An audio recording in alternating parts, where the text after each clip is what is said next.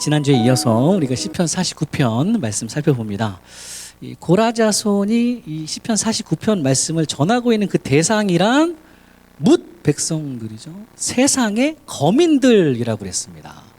그리고 여기서 이 세상이라는 단어는 뭐 세상 공간적인 개념이 아니라 이거는 시간적인 개념이라고 그랬죠.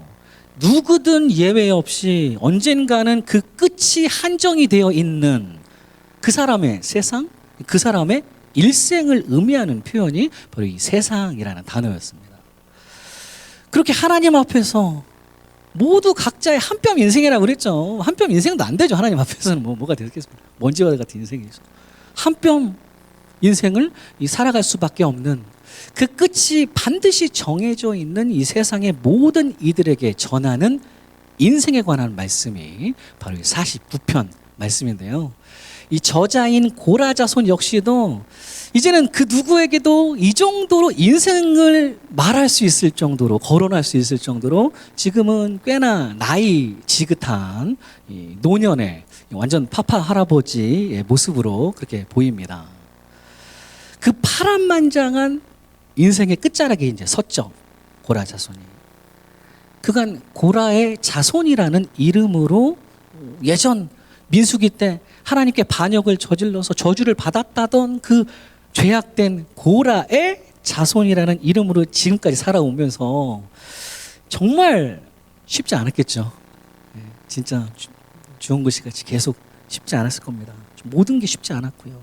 참 많이 여기까지 걸어오기가 어렵고 많이 험난한 길이었는데 그래도 끝자락에 서서 돌아보니까 지금까지 지내온 것이 다 하나님의 은혜였기 때문에 오늘도 내가 죽지 않고 살아서 여호와께서 하시는 일을 선포하면서 그리고 생의 마지막 순간까지 세상의 모든 다른 거민들에게도 내가 아는, 내가 받은 하나님의 은혜 또 하나님의 말씀을 노래하고 있는 인생의 지혜자 고라 자손이라는 말씀입니다.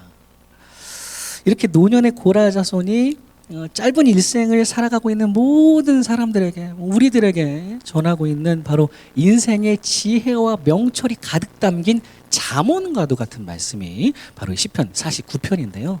이 지난주에 살펴본 것처럼 고라 자손의 결론은 아주 명확했죠. 인생 끝자락에서 보니까 두 가지 길밖에는 없더라라는 겁니다.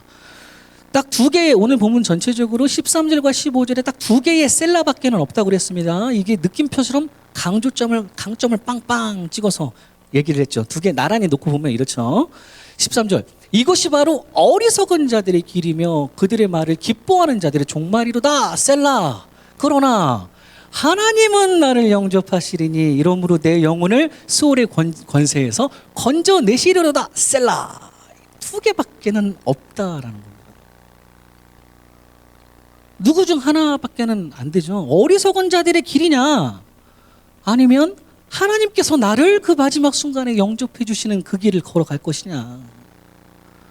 이 두 갈림길의 차이를 제대로 깨닫고서 이 한 뼘 인생 가운데 어느 쯤을 지금 우리가 살아가고 있다 하더라도 결코 어리석은 자의 길, 종말의 길, 그 죽음의 길로 걸어가면 절대 안 되고요. 그게 아니라 오로지 우리는 우리 하나님께서 친히 마지막 순간에 나를 영접해 주시는 그 길, 그 구원의 길, 그 영원한 생명의 길로 걸어가자라는 것이 바로 고라 자손이 전하고 있는, 또 우리 역시도 그대로 따라가야 할 인생의 지혜와 명철, 이것이 바로 우리 삶의 진정한 잠언인 줄로 믿습니다. 더우니까 발음도 잘 안 되는데요. 그러면서 우리가 지난 주일에는 어리석은 자들은 어떤 길을 걸어가나 이렇게 한번 봤었죠. 표로 다시 정리해 보면 이렇습니다. 어리석은 자들의 길은 죄악으로부터 자유하지 못합니다. 과거의 죄악도 마찬가지고 현재의 죄악도 마찬가지고 자유롭지 못하게 이리저리 끌려다니는, 그러나 지혜로운 인생은 먼저 하나님의 은혜와 예수 그리스도의 보혈로 내가 죄로부터 자유되었다라는 그 사실에 힘입어서 이제 여전히 그래도 내 안에 둘러싸고 있는 죄악 속에서도 내 안의 죄성에 대해서도 하나님의 말씀으로 늘 나를 비추어 보고 회개하면서 점점 죄로부터 자유한 길을 걸어가는 그런 인생. 그리고 두 번째는 어리석은 자들은 하나님의 자리에 자꾸 딴 거를 낀 거 넣죠. 자꾸 바꿉니다. 할렐루 뭐 해야 됩니까? 할렐루야가 돼야 되는데 할렐루야가 아니라 자꾸 할렐루 돈, 뭐 할렐루 뭐 내 자식 뭐 될 수도 있고 뭐 하여튼 딴 걸 자꾸 집어넣습니다. 이건 아니라 지혜로운 인생은 오로지 하나님만 의지하고 하나님만 할렐루야로 찬양하는 인생. 그리고 또 지혜로운 어리석은 자의 인생은 세 번째로 자기 존재감으로 살아가려고 그러죠. 자꾸 자기 영광을 드러내려고 합니다. 자기 의를 드러내려고 하는 거, 자기가 뭔가 남기려고 하는 그런 인생이지만 지혜로운 인생은 끝내 저 높은 곳에서 나를 영접해 주시는 분은 우리 하나님 한 분밖에 없기 때문에 주님의 존재감으로 오직 하나님의 영광을 위하여 이 땅을 살아내는 인생이다 그랬습니다. 그렇다면 이제 오늘은 어리석은 자들에게는 우리가 봤으니까 이제 하나님께서 나를 영접해 주시는 그 지혜자의 길은 과연 어떤 것인가? 고라자손은 시편 49편에 뭐를 말씀하고 있는가를 보면서요. 오늘 이 49편 정리하면서 고라자손처럼 우리 역시 절대로 쉽지 않은 인생이죠. 뭐 저도 43인지 44인지 잘 모르겠는데 하여튼 요거밖에 안 걸어봤지만 쉽지 만만치는 않아요. 근데 우리 뭐 권사님들, 장로님들은 얼마나 만만치 않은 길을 여전까지 걸어오셨겠습니까? 마찬가지로 이 인생의 여정을 어느 쯤을 우리가 걸어가고 있다 하더라도 다 짧은 인생, 한 뼘에 있는 짧은 인생의 끝에서 우리 하나님께서는 반드시 저와 여러분을 영접해 주실 것이기 때문에 오늘 또 이 지혜자의 길을 우리는 묵묵하게 끝까지 걸어가면서 마침내 주님 나를 부르시는 그때부터는 저 여호와의 집에 주님과 함께 영원을 거하게 되시는 그런 인생에 참된 지혜자들이 저 여러분 모두가 되시기를 간절히 축원합니다. 오늘도 세 가지 한번 살펴보겠습니다. 먼저 고라자손이 전하고 있는 인생의 지혜자는요, 하나님의 말씀에 귀를 기울이고 또 그대로 살아내려는 지혜자라는 사실입니다. 본문 4절 말씀 보면 고라자손이 이렇게 얘기를 합니다. 내가 비유에 내 귀를 기울이고 수금으로 나의 오묘한 말을 풀리로다. 이런 표현을 해요. 고라자손은 여기서 두 가지를 연이어서 얘기를 합니다. 먼저는 비유에 내 귀를 기울이고 그리고 수금으로 나의 오묘한 말을 풀리로다. 비유라는 표현은요, 이 마샬이라고 성경의 다른 구절에서는 이게 잠언이라고 번역되는 단어입니다. 잠언이라면 교훈과 훈계의 말씀, 지혜와 명철의 말씀을 뜻하는 것이죠. 그러니 이거는 궁극적으로 가장 큰 지혜와 명철이 가득 담긴 하나님의 말씀, 성경 말씀을 의미하는 표현이 바로 이 비유의 말씀이라는 겁니다. 그렇게 내가 비유에 성경에 나와 있는 모든 비유의 말씀들에 하나님의 말씀에 성경 자체에 내 귀를 일단 기울인다라고 하죠. 이 보통 기울인다라는 건요, 이거는 신체에 다 사용되는 표현인데 원래 손을 쭉 펴다 뭐 이럴 때 사용하는, 위치하고 쫙 펴다 할 때 이럴 때 사용되는 표현이에요.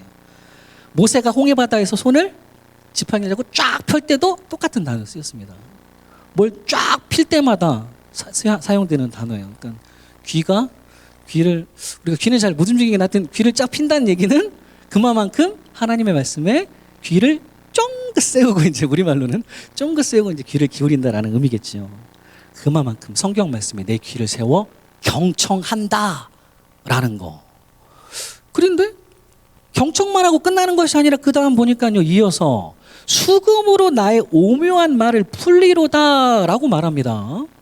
이 나의 오묘한 말이라는 건요, 내가 깨달은 오묘한 말씀이라는 겁니다. 또 풀리로다라는 건요, 이거는 사실 그냥 오픈업, 밝히 드러내다, 환히 드러내다라는 뜻이에요. 그러니까 지금 두 번째 저 말씀은요, 내가 깨달은 오묘한 말씀을 이제는 다른 이들 앞에서도 내가 환히 드러내리라 라는 얘기죠. 그것도 수금으로라고 들어갑니다. 수금으로 하면 뭐 수금으로 뭐 세상 가요 부르라고 이렇게 하는 게 아니죠. 수금으로 주님을 찬양하면서 나를 깨닫게 만들어주신 그 말씀이 다른 이들 앞에서까지도 내 삶 속에서도 나로 인해서 환히 이 말씀이 드러날 수 있도록 이제는 내가 하나님의 말씀을 전하고 나 역시도 그 말씀 그대로 살아내리라 라는 말씀입니다. 이렇게 먼저는 하나님의 말씀에 내 귀를 쫑긋 세우고 제대로 경청을 하고요. 그러나 뭐 그렇게 맨날 경청만 하다가 끝나는 거 아니라 아무 뭐가 나오는 게 아니라 뭐 실제 나의 삶 속에서는 아무것도 없는 것이 아니라 이제는 거기까지도 이어져서 깨닫게 만들어주신 그 말씀이 나를 통해서 환히 오픈업 드러날 수 있도록 밝히 전해줄 수 있도록 말씀대로 그대로 행하면서 살아내리라 라고 하는 인생의 지혜자 고라자손의 그 믿음의 고백이라는 겁니다. 이 두 가지를 표로 다시 정리해보면 이렇습니다. 인생의 지혜자는 하나님의 말씀에 귀를 쫑긋 세우고 제대로 경청하려는 사람, 그리고 절대 거기서 끝나는 걸 얘기하지 않아요. 성경에서는 이어서 깨닫게 만들어주시는 그대로 말씀대로 살아내려는 사람입니다. 이거는 뭐 우리가 너무나도 자주 봤었던 내용이죠. 제가 정말 불조심처럼 맨날 강조하는 말씀. 성경 전체적으로도 시종 일관 강조하고 계시는 부분입니다. 저는 오늘 특별히 이 부분을 4절 말씀을 묵상하면서요. 신약 누가복음 10장에 나오는 율법 교사하고 우리 예수님 사이의 그 대화가 이렇게 오버랩이 됐습니다. 율법 교사라고 한다면 하나님의 말씀을 꽤나 많이 읽었다는 사람이죠. 아유, 이거 뭐 말씀에 대해서는 나한테 다 물어봐. 내가 다 답해줄게. 뭐 이럴 수 있는 그런 율법 교사라는 사람하고 우리 예수님 사이의 대화입니다. 어느 날 이 사람이 와서 예수님께 먼저 묻죠. 선생님, 내가 뭘 해야 영생을 얻을 수 있겠습니까? 라고 예수님께 질문을 합니다. 비슷한 본문을 다루고 있는 마가복음 12장에서는 그 질문이 선생님, 누가 모든 계명 중에 뭐가 제일 첫 번째입니까? 라고 물었다라고 얘기를 합니다. 그 두 개를 연결해 보면 말씀 중에 가장 큰 계명이 뭡니까? 우리가 대체 뭔 계명을 잘 지켜야 영생을 얻을 수가 있겠습니까? 라고 이제 예수님한테 묻고 있는 거죠. 율법 교사가. 그러자 우리 예수님께서는 되려 그 율법 교사에게 이렇게 반문을 하십니다. 누가복음 10장 26절 말씀 보면 이래요. 예수께서 이르시되 율법에 무엇이라 기록되었으며 네가 어떻게 읽느냐를 먼저 물으십니다. 여기서 지금 우리 예수님께서는 이 율법 교사가 먼저는 율법 안에서 하나님의 말씀 안에서 성경에서 스스로 네가 답을 찾아갈 수 있도록 질문을 지금 던져주시는 건지 뭐라고 기록되어 있는데 물어봅니다. 너 율법 교사지? 성경 많이 읽어봤다면서? 네가 많이 읽어봤을 때 하나님의 율법에는 하나님의 말씀에는 과연 어떤 계명이 가장 중요한 첫 번째라고 기록하시더냐? 너는 그 말씀을 어떻게 제대로 읽고 있느냐라고 예수님께서 먼저 물어보십니다. 이 예수님의 질문은 오늘 보면 4절의 그 첫 번째 부분하고 연결이 되죠. 먼저는 하나님의 말씀을 제대로 읽고 귀를 기울여 쫑긋 세워 경청하고 있느냐, 요거 물어보는 겁니다. 그러자 율법학자가 바로 서슴지 않고 이렇게 대답을 하죠. 이어지는 27절, 누가복음 10장 27절 보면요. 대답하여 이르되 네 마음을 다하며 목숨을 다하며 힘을 다하며 뜻을 다하여 주 너의 하나님을 사랑하고 또한 네 이웃을 네 자신같이 사랑하라 하였나이다. 이렇게 대답을 해요. 문제가 생각보다 쉬웠나 봅니다. 이 사람한테. 율법학자니까 뭐 정답을 바로 그냥 확 얘기합니다. 가장 큰 계명이요? 이거죠. 읽어봤을 때 주 너의 하나님을 사랑하고 또 네 이웃을 네 자신과 같이 사랑하라라는 말씀입니다. 라고 바로 대답을 합니다. 율법을 아주 잘 정리를 한 내용은 맞습니다. 율법에서 성경 말씀도 마찬가지죠. 우리 성경 말씀 크게 두 가지로 정리하라면 바로 저 내용입니다. 하나님을 사랑하라, 그리고 네 이웃을 사랑하라. 딱 십자가를 그려보시면 되죠. 하나님 사랑, 이웃 사랑. 하나님의 사랑에 대한 부분은 신명기 6장 말씀입니다. 이 쉐마 이스라엘에 들어라라는 그 말씀이죠. 그런 귀한 말씀을 이제 율법교사가 그대로 인용을 하는 거예요. 네 마음에도 이거 새기고 자녀들에게도 부지런히 가르치고 집에 앉아 있을 때나 길을 갈 때나 누워 있을 때나 일어나 있을 때나 언제나 가르쳐야 하고 또 막 손에 표로 메어서 삼아야 하고 이마에 표로 붙여서 또 막 보여주고 집 문설주와 뭐 여러 가지에 다 붙여서 이거 기억해라 라고까지 말씀하시는 가장 큰 계명, 너는 마음을 다하고 뜻을 다하고 힘을 다하여 네 하나님 여호와를 사랑하라. 신명기 6장 5절 말씀이고요. 그리고 또 이웃사랑에 대한 부분은 레위기 19장 18절 말씀입니다. 여기에서도 역시 우리 하나님께서 계속 동시에 강조하시는 게 네 이웃 사랑하기를 네 자신과 같이 사랑하라 라는 이 레위기의 말씀을 이 율법교사가 그대로 인용하고 있는 겁니다. 네, 예수님, 저는 이렇게 읽습니다. 하나님 사랑과 이웃 사랑이라는 가장 귀한 계명이 제일 중요한 계명이라고 그렇게 말씀 잘 읽고 있습니다. 내가 그렇게 율법교사가 지금 예수님한테 어느 정도 좀 당당하게 얘기를 하고 있는 거죠. 그러자 바로 이어서 우리 예수님께서 이렇게 대답을 하시는 거예요. 이어지는 누가복음 10장 28절 말씀입니다. 예수께로 이르시되 네 대답이 옳도다. 이를 행하라. 그러면 살리라 하시니. 두 가지를 말씀하십니다. 첫 번째는 오케이, 맞다. 네 대답이 옳도다. 너 정확하게 정답 알고 있다. 너 성경 말씀 경청해서 제대로 잘 읽었구나. 맞다. 하나님 사랑과 이웃 사랑 맞다. 라고 말씀하시면서요. 먼저 본문 4절 말씀의 첫 번째 부분에 대해서는 일단 인정을 해주시는 우리 예수님이십니다. 그러나 거기서만 끝나지 말고, 많이 읽고만 끝나지 말고 이를 행하라. 그러면 살리라. 라고 하시는 우리 예수님의 이것이 바로 진짜 정답입니다.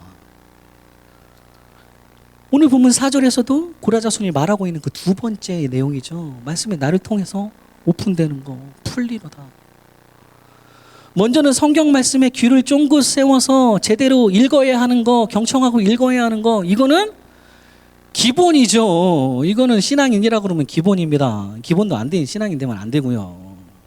그러나 그 기본에서만 끝나지를 말고, 말씀을 귀로만 많이 경청하고 머리로만 많이 읽다가 끝나지를 말고, 그렇게 그저 단순 지식으로만 끝나지를 말고 이제는 지혜로까지 넘어가서 깨닫게 만들어주시는 그 말씀이 작은 하나의 말씀이라도 실제 너의 삶 속에까지 너를 통해서 환히 드러날 수 있도록, 밝히 전해질 수 있도록, 그리 말씀 따라 행하라. 그렇게 진정 네 삶 속에서 하나님을 사랑하고 이웃을 제대로 사랑하면서 살아내라. 그러면 살리라 라고 하시는 우리 예수님의 아주 분명한 지혜의 말씀이라는 사실입니다. 우리 역시도 이 예수님의 두 가지 질문들을 꼭 기억하고 살아왔으면 좋겠습니다. 정리해보면 예수님의 두 가지 질문이죠. 성경 말씀 제대로 읽고 있느냐? 뭐 어떤 물건을 사든지 매뉴얼 안 보고 그냥 막 대충 맞추다 보면 어떻게 됩니까? 아니, 저는 잘 안 돼서 그래요.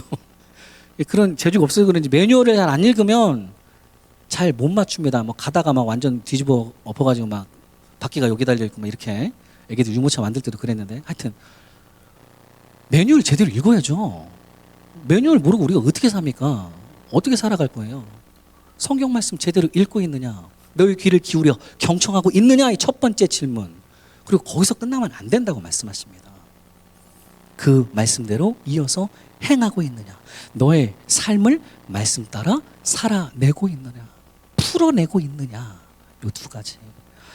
바라기는 항상 이 질문들을 나 스스로에게 던져가면서요. 우리는 먼저 달고 오묘한 그 말씀에 늘 귀를 기울이고, 그리고 또 깨닫게 만들어주시는 그대로 아주 작은 부분이라 할지라도 실제로 행하면서 그렇게 고라자손처럼 수금으로 주를 찬양하며 말씀 붙잡고 이 땅을 기쁨으로 살아내시는 그런 인생의 지혜자들이 저와 여러분 모두가 되시기를 간절히 축원합니다. 이 첫 번째고요. 두 번째, 고라자손이 전하고 있는 인생의 지혜자란 구원의 값비싼 은혜를 제대로 아는 지혜자입니다. 7절과 8절 말씀 보면 이렇게 얘기하죠. 아무도 자기의 형제를 구원하지 못하며 그를 위한 속전을 하나님께 바치지도 못할 것은 그들의 생명을 송장하는 값이 너무 엄청나서 영원히 마련하지 못할 것입니다. 여기에서는요, 우리의 고라자손이 지금 구원에 대한 부분에 대해서 구원이 뭔지 아주 제대로 설명해주고 있는 부분입니다. 총 3가지에 걸쳐서 구원이 진짜 뭔지를 얘기를 하고 있죠. 먼저 구원이라는 거는 아무도 재물이 막 엄청나게 많은 부자라고 할지라도 그 누구도 결코 죄악의 길로 걸어간 다른 내 형제를 구원하지는 못한다라는 거. 그 누구도 어느 한 사람이 다른 한 사람을 구원할 수는 없다라는 거죠. 아주 분명한 말씀입니다. 여기서 구원이라는 표현은요, 이건 랜섬입니다. 대속물, 구속물. 쉽게 말하면 몸값이에요. 상응하는 대가를 지불하고 이렇게 사오는 몸값을 얘기합니다. 예전에는 저 단어가 노예를 사고 팔 때 쓰였던 단어입니다. 노예 몸값을 주고 이제 노예를 사올 때. 그런데 아무리 돈이 많은 사람이라도 또 뭐 돈 말고 다른 것도 대입해도 마찬가지입니다. 아무리 막 자기 희생이 강한 사람, 깊은 사람이라도 같은 사람끼리는 그거 절대로 죄악의 노예가 된 다른 사람을 그냥 몸값 주고 사올 수가 없다라는 말씀입니다. 우리끼리는 안 된다라는 말씀이에요. 그리고 두 번째로 얘기하십니다. 그를 위한 속전을 하나님께 바치지도 못한다라고 하죠. 이 속전이라는 단어가 재밌는데요. 이게 코페르라고, 이 구원과 마찬가지로 몸값을 의미하는 건데, 이게 원래는 코페르 하면 덮어버리다라는 뜻입니다. 그리고 이 단어를 우리가 언제 봤었냐면 예전에 노아의 방주 때 나왔죠. 역청이 바로 이 코페르라는 단어였습니다. 원래 덮어버리다 이런 거죠. 역청이라는 걸로 그 방주의 모든 틈을 다 덮어버리죠. 그래서 홍수가 들어오지 못하도록, 우리는 이제 죄악의 이런 것들이 들어오지 못하도록 다 발라버리는, 덮어버리는 그 역청이 바로 7절과 똑같은 이제 코페르, 속전이라는 겁니다. 그렇게 역청같이 죄악이 들어올 수 있는 작은 틈조차도 모조리 다 덮어버릴 수 있어야지 살 수가 있는, 그야말로 이 역청은 어때야 됩니까? 조금 흠이 좀 있어도 됩니까? 약간 버블이 좀 들어가 있어도 될까요? 이건 퓨어해야 되는 겁니다. 완벽해야 되는 거예요. 완전해야 되고요. 흠이 전혀 없어야 되는 역청, 속전이기 때문에 이게 사람으로부터 나올 수가 있을까요? 없어요. 우리끼리 나올 수 있는 게 절대 안 됩니다. 그리고 세 번째로는 구원을 위해서 그 생명을 속량하는 값이 너무 엄청나게 크다라는 사실을 또 얘기하고 있죠. 사람으로는 이거 영원히 마련하지 못하는 거랍니다. 너무 비싼 값어치이기 때문에 우린 이거 죽었다 깨나도 안 된다는 얘기가 이제 여기서 진짜 나오는 거예요. 죽었다 깨나도 우리는 도저히 갚을 수가 없는 구원이라는 그 값비싼 은혜라는 거죠. 이렇게 구원이라는 저 세 가지를 정리해 보면요, 이거 우리끼리 해결할 수 있는 문제 아니라고 그랬어요. 두 번째는 반드시 우리보다 크신 누군가가 역청처럼 우리의 모든 죄악들을 전부 다 덮어버릴 수 있으신, 완전하시고 완벽하시고 흠이 없으신 그 누군가가 우리를 위해 대신 속전을 하나님께 바쳐야지만이 되는 거고요. 두 번째는. 그리고 세 번째는 그 누군가, 우리의 생명을 속량하는 그 엄청나게 크고 가장 값비싼 값을 우리의 대속물로, 그렇게 생명은 생명으로 그 대가를 그대로 치르셔야지만이 우리가 구원이라는 걸 받을 수 있다라는 말씀입니다. 바로 이 문제를 해결하기 위해서, 우리를 구원하시기 위해서, 원래는 하나님의 본체이신데도 하나님과 동등됨을 취할 것으로 여기지 아니하시고 오히려 자기를 비워 종의 형체를 가지사 우리와 같은 인간의 몸으로 이 땅 위에 오시고, 아무 죄도 없으신, 그야말로 완전하시고 완벽하시고 흠이 없으신 분이 스스로 어린 양 제물이 되셔서 십자가에 달려 우리 대신 보혈을 흘리고 죽으심으로 우리의 죄를 진짜 온전하게 완전하게 덮어주시고, 우리 생명을 속량하는 그 엄청나고 큰 가장 값비싼 값을 자기 목숨으로 대신 치러주신 우리의 단 하나의 구원자가 바로 하나님의 독생자 우리 주 예수 그리스도밖에는 없는 줄로 믿습니다. 우리 예수님께서도 직접 이렇게 말씀해 주시죠. 마태복음 20장 28절 말씀입니다. 인자가 온 것은 섬기러 받으려 함이 아니라 도리어 섬기려 하고 자기 목숨을 많은 사람의 대속물로 주려 함이니라. 저 대속물이 몸값이라는 겁니다. 이렇게 우리가 받은 이 구원의 은혜는요, 절대 값싼 게 아닙니다. 지금 제가 이렇게까지 얘기하는 게 엄청나게 비싼 거라는 걸 얘기해 드리는 거예요. 영원히 못 갚는 거예요. 우리 예수님께서 직접 자기 목숨값으로 대신 치러주신 진짜 엄청나고 크게 값비싼 은혜, 구원의 은혜이다라는 겁니다. 바로 이도 값비싼 구원의 은혜를 매 순간 제대로 기억하며 이 은혜 제대로 깨달아가며 살아가는 사람이야말로 인생의 지혜자로서 마침내 하나님께서 나를 영접해 주시는 그 생명의 길로 들어가게 된다라는 말씀입니다. 생각해보면요, 우리 엄청 비싼 사람들입니다. 아니, 우리 가치를 한번 생각해보자고요. 우리 몸값을 한번 생각해보자고요. 뭐 연봉이 얼마다 이런 게 아니라요. 그거는 세상의 돈으로 가치 판단한 거고, 우리의 몸값을 한번 생각해보세요. 우리 쌉니까? 싼 사람들이에요? 엄청 비싼 사람들입니다. 되게 비싸요. 우리 몸값이 그렇게 싸지가 않아요. 우리는 영원히 갚을 수 없는 가장 귀하신 예수님의 그 피값으로 지금 오늘을 살아가고 있고요.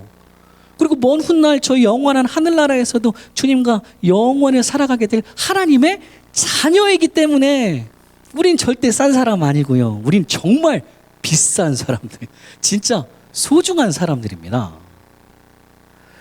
그러니 먼저 우리는요, 나 자신이 얼마나 귀한 사람인지를 제대로 알았으면 좋겠습니다. 내가 얼마나 소중한지. 세상에서는 별거 없는 것 같고 힘들고 어려운 일을 뭐 매일같이 그냥 그런 것들이 여기저기서 막 빵빵 터지고 있고, 뭐 가진 것도 별거 없고 뭐 내세울 것도 별로 없는 것 같다 하더라도, 그러나 우리 예수님의 그 값비싼 목숨값으로 지금 내가 여기 살아가고 있으니 나는 아무것도 없는 자 같으나 사실 뭡니까? 실상은 주 안에서 모든 것을 다 가진 하나님의 자녀인 줄로 믿습니다. 요새 잘 안 했는데요, 옆에 계신 분들과 함께 또 이거 한번 나눠야 되겠죠. 그죠? 나 자랑해야 되잖아요. 내가 얼마나 비싼 사람인지. 자, 서로에게 한번 고백합니다. 저는 정말 비싼 사람입니다. 왜 말을 못해요? 나 진짜 비싼 사람이에요. 나 소중하게 달아주세요. 이게 소중하게 달아주세요. 저. 네, 소중하게 달아주세요. 진짜 비싼 사람. 자, 그러면 나만 비쌉니까? 아니죠. 내가 비싼 줄 알면 누가 또 비싼 줄 알아야 돼요. 지금 바로 얘기한 사람이 또 비싼 줄 알아야 됩니다. 하나님께서 그 자녀로 삼아주신 주의 성도라면 나도 비싸고 나도 소중하고 또 다른 성도들도 다 비싸고 소중하다라는 사실 기억하시기 바랍니다. 그러면 또 옆에 분들에게 또 한번 말씀드려야 되죠. 함께 나눕니다. 당신은 정말 비싼 사람이시군요. 네, 말씀하세요. 비쌉니다. 진짜 비싸세요. 얼마나 비싸. 이보다 비싼 사람이 있습니까? 예수님의 피값을 여기 있는데. 그리고 우리가 내가 소중한 줄 알고 옆에 있는 사람이 소중한지 알았다면 궁극적으로 이렇게 나를 비싸게 만들어주시고 우리 모든 성도를 다 비싸게 만들어주신 분이 바로 우리 주 예수 그리스도이시기 때문에 무엇보다도 우리 주님의 그 구원의 정말 값비싼 은혜만큼은요, 십자가의 그 은혜만큼은요, 그 어떤 상황 속에서도 제대로 잊지 말고 명심하시면서 살아가시기를 소망합니다. 십자가 앞에서 나랑 저기 별로 상관이 없다 느끼면 절대로 안 됩니다. 우리는 언제나 십자가 앞에 무릎 꿇을 때는 아이고 저 십자가의 피값으로 내가 여기 살고 있구나 라는 걸 깨달아가면서, 뭔가 내일이 잘 풀린다고 그래서 잘 나가니까 깜빡깜빡 잊어버리고 그 은혜 까먹어서는 절대 안 되고요. 반대의 상황도 마찬가지죠. 뭔가 내일이 되게 안 풀린다고 그래서 낙심만 하다가 왜 내 인생은 이 모양 요 꼴이냐 이렇게 해서 그 은혜 또 홀라당 다 까먹으면 안 된다는 겁니다. 우리 예수님께서 직접 자기의 목숨값으로 우리 대신 치러주신 최고로 크고 값비싼 구원의 은혜이기 때문에 이 사실 하나만큼은 먼 훗날 하나님께서 나를 영접해 주시는 그날까지 제대로 늘 내 가슴에 새기면서 살아가시기를 간절히 축원합니다. 그리고 또 옆에 사람 이러면 또 옆에 사람들과 또 우리가 또 이 사실 귀한 사실을 또 함께 선포해야 되겠죠. 예수님의 값비싼 은혜는 절대 잊지 맙시다. 절대 잊지 맙시다. 네. 딴 건 다 잊어도 돼요. 예수님의 값비싼 은혜는 절대로 잊으시면 안 됩니다. 이렇게 인생의 지혜자는 구원의 그 값비싼 주님의 은혜를 명심하면서 나도 소중한 줄 알고, 그리고 우리 모두가 소중한 줄 알아가는 인생의 지혜자다라는 거. 마지막 한 가지 더 살펴보면요, 고라자손이 전하고 있는 인생의 지혜자는 결국 제대로 된 것을 남겨둘 줄 아는 지혜자이다라는 사실입니다. 이 노년의 고라자손이 오늘 49편 말씀에서 전반적으로 얘기하고 있는 인생의 끝에서는요, 우리가 뭔가를 가져갈 수 있는 게 아니라 우리는 뭔가를 남겨두는 인생들일 수밖에는 없다라는 거 계속 얘기하고 있습니다. 17절 말씀 보면 이렇게 얘기하고, 그가 죽음에 가져가는 것이 없고 그의 영광이 그를 따라 내려가지 못함이로다. 인생의 끝자락에서는 누구든 내가 그 무엇이든 어떤 영광이라도 가져갈 수 있는 거는 단 하나가 없지요. 뭐 가져갈 겁니까? 가져갈 수 있는 게 하나도 없어요. 정말 완전 네이키드로 하나님 앞에 설 수밖에 없는 거죠. 이거는 세상 사람들도 다 알죠. 뭐 공수래 공수거라고 하나요? 뭐 빈손으로 왔다가 빈손으로 가는 뭐 하숙집 뭐 이런 거 있잖아요. 네. 말사람만 알도다. 네. 하여튼 빈손으로 왔다가 그냥 빈손으로 가져가는 거 없이 그냥 갑니다. 그건 다 알아요. 그렇다면 신앙인으로서 우리가 집중해야 될 것은 더 이상은 무엇을 가져갈 것인가는 별 고민할 게 없죠. 아무것도 못 가져가니까 어차피. 그렇다면 이제는 나는 여기에 과연 무엇을 남겨두고 떠나갈 것인가 라는 부분에 대해서 더 깊이 생각하고 우리가 고민할 줄 알아야 한다는 말씀입니다. 뭘 남겨둘 것인가? 어리석은 인생들이 남겨두는 것이라고는 10절 말씀해 보니까 요거밖에는 없죠. 한번 보면 있습니다. 그러나 그는 지혜 있는 자도 죽고 어리석고 무지한 자도 함께 망하며 그들의 재물은 남에게 남겨두고 떠나가는 것을 보게 될 것이다. 사람은 뭐 누구나 다 죽습니다. 지혜 있는 사람도 죽고 어리석은 자도 죽는 건 매 한 가지인데, 근데 어리석고 무지한 자는 그 재물만 여기 남겨두고 떠나가게 된 것을 볼 것이다라고 얘기를 하죠. 그렇다면 지혜 있는 자가 죽을 때는 마침내 하나님께서 나를 영접해 주시는 그 귀한 길로 걸어가게 된 데는 인생의 지혜자들이라면, 나는 정말 여기에 남겨두고 남겨두고 떠나갈 것인가? 뒤에 있는 나의 사랑하는 가족들에게, 나의 사랑하는 자녀들에게겠죠. 특별히 나는 대체 뭐를 남겨둘 것인가? 바꿔 얘기하면 나의 유산으로 무엇을 남겨두고 떠나갈 것인가 라는 이 질문을요, 우리는 언젠가는, 뭐 지금은 안 하실지 모르겠지만 언젠가는 반드시 우리가 해야 된다라는 말씀입니다. 어떤 유산이어야 될까요? 신앙인으로서, 그리스도인으로서 우리는 대체 우리의 자녀들에게, 다음 세대에게 뭘 유산으로 제대로 된 걸 남겨줘야 됩니까? 다른 거 아니죠. 뭘 남겨줄 겁니까? 우리가 내 믿음의 유산을, 내가 받은 하나님의 은혜를, 내가 깨달은 주님의 말씀을, 그렇게 제대로 된 신앙의 유산을 여기 다음 주자들에게 남겨줄 줄 아는 사람이야말로 진정 인생의 지혜자인 줄로 믿습니다.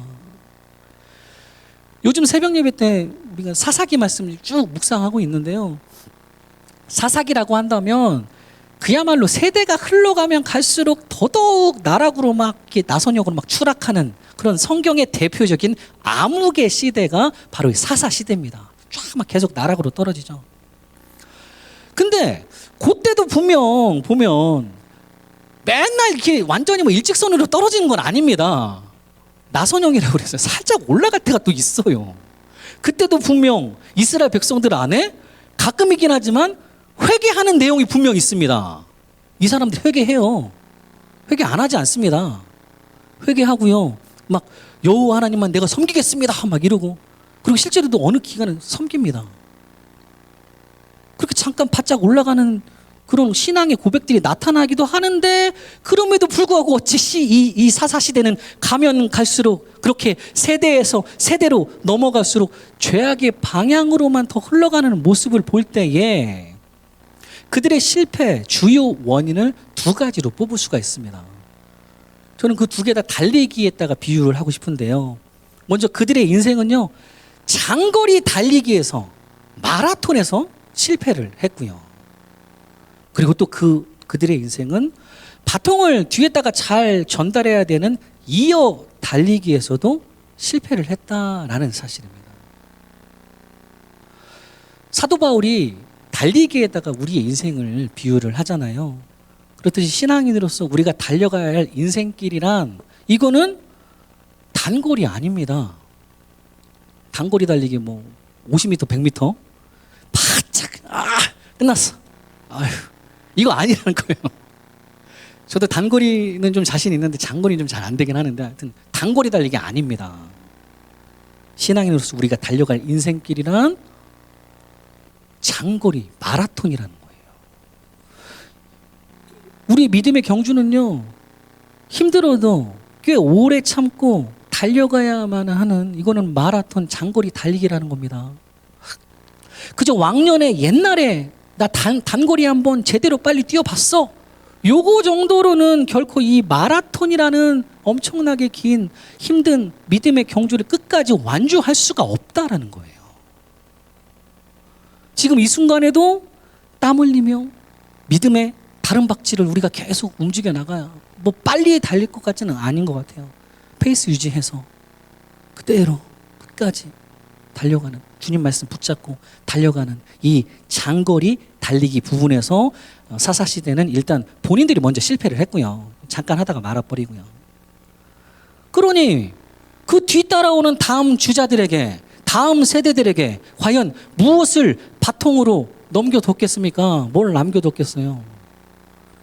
이어달리기 부분에서도 제대로 된 바통을 넘겨주지를 못하고, 그렇게 믿음의 유산을 제대로 그거를 남겨두지를 못하고 자꾸 이제 헛된 것들만, 어리석은 자들 마냥 재물 같은 이런 것들만 남겨두다가 그만 사사시대는 가면 갈수록 여호와의 목전에서 또 다시 악을 막 자꾸 행하는, 요게 계속 반복되는 그런 암흑의 시대로 흘러가게 되었다라는 겁니다.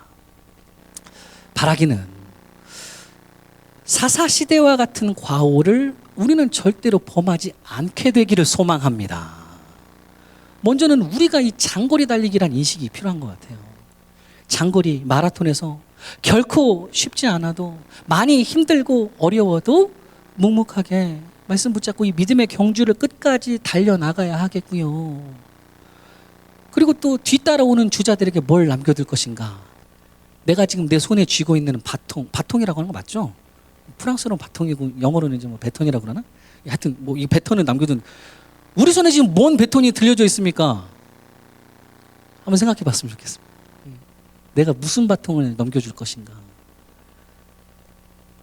이 바통이었으면 좋겠습니다.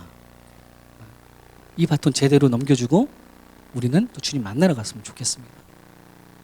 뒤따라오는 주자들에게 진정 남겨둘 것이 결코 다른 것이 아니라 믿음의 유산이라는 이 귀한 바통이 될 때, 우리 하나님 아버지께서 친히 연약한 우리들을 주께서 이끌어 주시고, 부족하지만 이런 우리들을 통해서도, 이런 부족한 리더, 부족한 엄마 아빠를 통해서도 신앙의 유산이 물된 동산과 같이 계속해서 흘러내려갈 수 있도록 주의 선하심과 인자하심으로 우리 안에 반드시 역사해 주실 줄로 확신합니다. 사랑하는 우리 한인소망교회 성도님들, 오늘 49편 마무리하면서요, 인생의 끝자락에서 나누어지는 두 가지 갈림길 중에서 고라자손이 말하고 있는 끝내 걸어가야 하는, 하나님께서 나를 영접해 주시는 그 지혜자의 길에 대해서 우리가 한번 봤습니다. 또 다시 정리해 보면 세 가지 이렇습니다. 하나님께서 영접하시는 자의 인생은, 이 지혜자는 하나님의 말씀 귀를 기울이고 또 그대로 이어서 살아내는, 내 안에서 풀어낼 줄 아는 사람. 그리고 두 번째는 주님의 값비싼 은혜 명심하면서 나도 소중하고 다른 사람도 소중할 줄 아는 지혜자. 그리고 마지막 세 번째는 믿음의 경주를 끝까지 달려나가면서 믿음의 유산을 여기에 남겨줄 줄 아는 지혜자. 아무쪼록 우리 인생의 끝날까지 이렇게만 살아가시다가 하나님 앞에 기쁨으로 서게 되는 그런 인생의 지혜자들이 저와 여러분 모두가 되시기를 간절히 축원합니다.